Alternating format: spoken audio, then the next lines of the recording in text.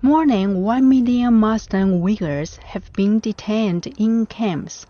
China says they are re-education centers, but critics say they are designed to erase the Uyghur identity and religious beliefs.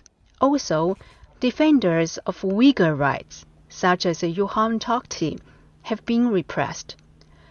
The prominent scholar has been serving a life sentence since 2014 after being accused by Chinese authorities of splitting the nation. But his daughter, Jewher Ilham, says her father has never promoted violence or separatism.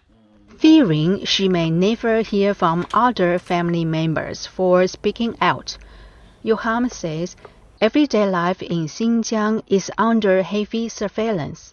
A personal acquaintance of mine visited Uyghur region a year ago, and she said when she passed the checkpoint, she saw at least 8 images of her showing on the screen were in different locations of that city.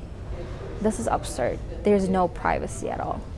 The U.S. is considering tighter export controls on Chinese video surveillance company Hikvision over its alleged involvement in the Uyghur detention camps. There are bills in Congress where people are putting forward ideas of various other entities as well, but there's been particular concerns thus far on Hikvision by the U.S. government. Ilham says she will support punitive measures against companies that facilitate the Uyghur detention camps to operate.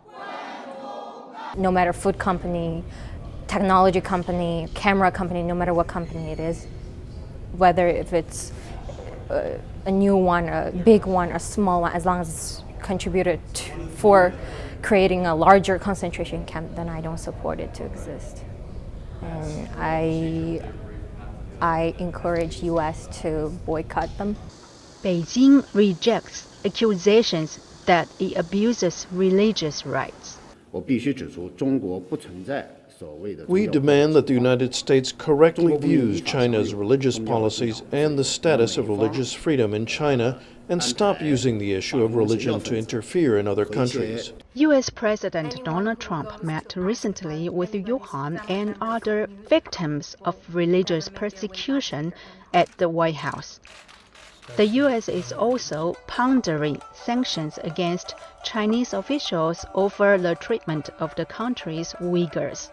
Nike Ching, VOA News, State Department.